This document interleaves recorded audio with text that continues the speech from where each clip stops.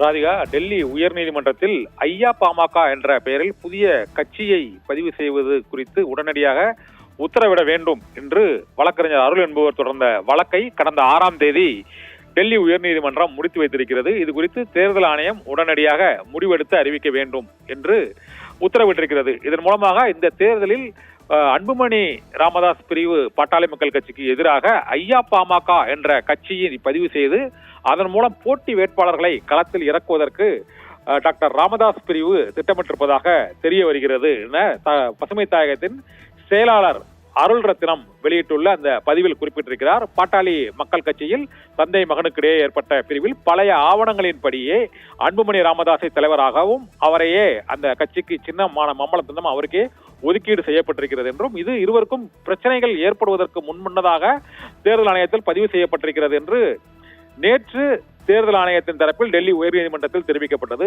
இந்த சூழ்நிலையில் பாட்டாளி மக்கள் கட்சியின் சார்பாக ஒருவேளை மாம்பழம் சின்னம் கிடைக்காத ஒரு சூழ்நிலை உருவானால் தேர்தல் அறிவிப்பு வெளிவருவதற்கு முன்பே ஐயா பாமக என்ற பெயரில் ஒரு கட்சியை பதிவு செய்து வைத்திருப்பது என்றும் அவ்வாறு பதிவு செய்து அந்த கட்சியின் பெயரிலேயே வேட்பாளர்களை நிறுத்துவது என முடிவு செய்திருப்பதாகவும் தெரிகிறது. இதனால் தேர்தல் களத்தில் பாட்டாளி மக்கள் கட்சியின் ராமதாஸ் பிரிவு ஆதரவோடு ஐயா பாமக என்ற புதிய கட்சியின் வேட்பாளர்கள் ராமதாஸ் அன்புமணி பிரிவு பாட்டாளி மக்கள் கட்சிக்கு எதிராக களமிறங்குவார்கள் என எதிர்பார்க்கப்படுகிறது. இதனை பசுமை தாயகத்தின் செயலாளர் அருள் ரத்தினமே வெளியிட்டுள்ள அந்த செய்தி பதிவில் தெரிவித்திருக்கிறார்.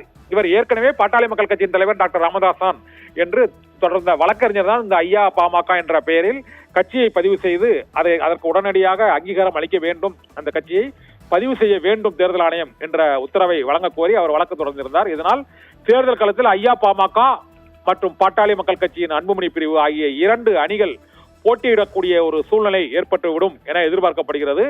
ஐயா பாமக கட்சி பதிவு செய்யப்பட்டு அதிகாரப்பூர்வமாக அறிவிக்கப்பட்ட பிறகு அந்த கட்சிக்கு ஒதுக்கீடு செய்யப்படும் சின்னம் எது என்ற சிக்கலும் இப்பொழுது எழுந்திருக்கிறது. டாக்டர் ராமதாஸ் பிரிவு மாம்பழம் சின்னத்திற்கு உரிமை கோரும் நிலையில் அந்த உரிமையியல் வழக்கு முடிவடைவதற்கு பல மாதங்கள் ஆகக்கூடும் என்பதால் அதற்குள் தேர்தல் வந்துவிட்டால் ஐயா பாமக பிரிவின் சார்பாக அன்புமணிக்கு போட்டியாக வேட்பாளர்களை களத்தில் இறக்குவதற்கு டாக்டர் ராமதாஸ் பிரிவு திட்டமிட்டிருப்பதாக பசுமை தாயகத்தின் செயலாளர் அருள் ரத்தினம் வெளியிட்டுள்ள பதிவில் தெரிவிக்கப்பட்டிருக்கிறது. ராதிகா.